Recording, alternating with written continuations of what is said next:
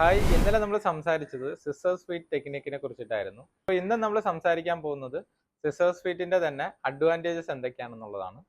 ഇന്നലത്തെ വീഡിയോയിൽ നമ്മൾ പറഞ്ഞിരുന്നു വൺ ലെഗ് ഫ്രണ്ടിൽ വെച്ചിട്ട് വേണം ക്യാച്ചസ് എടുക്കാനെന്ന്.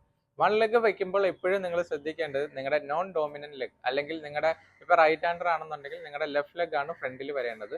എന്തിനാണ് ലെഫ്റ്റ് ലെഗ് ഫ്രണ്ടിൽ വരുന്നത് എന്ന് ചോദിച്ചു കഴിഞ്ഞാൽ, ഇപ്പോൾ റൈറ്റ് ഹാൻഡർ ആയിട്ടുള്ള ഒരാൾ ബോൾ ക്യാച്ച് എടുക്കുന്ന സമയത്ത് അവർ നേരെ ത്രോയിങ് പൊസിഷനിലേക്ക് വരണമെന്നുണ്ടെങ്കിൽ അവരുടെ ലെഫ്റ്റ് ലെഗ് ഫ്രണ്ടിൽ വെച്ചാലാണ് കറക്റ്റായിട്ട് എറിയാൻ പറ്റുക. ഇപ്പോൾ ഒരു നോ ബോൾ ആണ് ആ ബോൾ എന്നുണ്ടെങ്കിൽ അവർക്ക് പെട്ടെന്നൊരു ത്രോ എറിഞ്ഞൊരു റൺ ഔട്ട് ചാൻസ് അവിടെ ക്രിയേറ്റ് ചെയ്യണമെങ്കിലും അവർക്ക് ഡയറക്റ്റ് ത്രോ എറിയാനുള്ള ഒരു പോസിബിലിറ്റി അവിടെ ഉണ്ട്.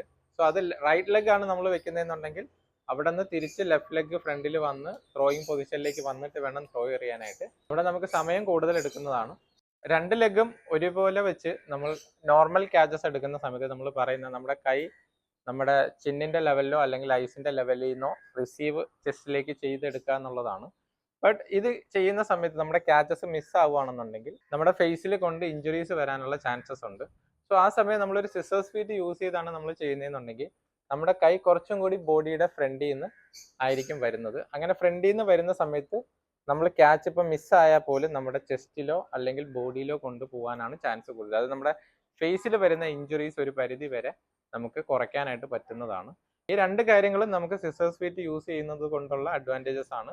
സോ നിങ്ങളും പ്രാക്ടീസ് ചെയ്യുന്ന സമയത്ത് scissors feet technique high catches എടുക്കുന്ന സമയത്ത് ട്രൈ ചെയ്ത് നോക്കാം.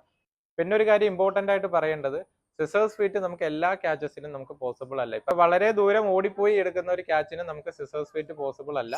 അപ്പോൾ പോസിബിലിറ്റി ഉള്ള ക്യാച്ചസിൽ നിങ്ങൾക്ക് സിസേഴ്സ് ഫീറ്റ് യൂസ് ചെയ്യണം എന്നുള്ളതാണ് വളരെ ഇമ്പോർട്ടൻ്റ് ആയിട്ടുള്ള കാര്യം. പോസിബിലിറ്റി ഉണ്ടെങ്കിൽ മാത്രമേ നിങ്ങൾ സിസേഴ്സ് ഫീറ്റ് യൂസ് ചെയ്യാവൂ. ഈ വീഡിയോ യൂസ്ഫുൾ ആവുമെന്ന് നിങ്ങൾക്ക് തോന്നുന്ന നിങ്ങളുടെ ഫ്രണ്ട്സിന് ഷെയർ ചെയ്ത് കൊടുക്കുക.